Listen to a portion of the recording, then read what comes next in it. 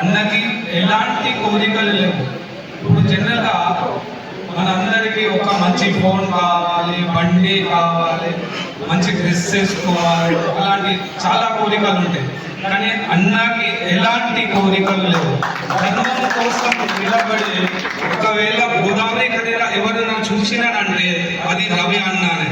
మన గోదావరి ఖనిల ఛత్రపతి శివాజీ మహారాజ్ అంటే అది రవి అన్న. మహారాజా ప్రతాప్ సింగ్ అంటే అది రవి అన్న.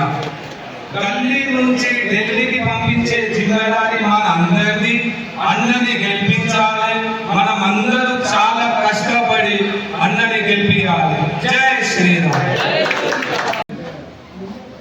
మనందరికీ రామచంద్రుని అనుగ్రహంతో వారికి కూడా పరిపూర్ణమైన కృపా కటాక్షాలు ఉండి మనందరం వారితో పాటు వారి యొక్క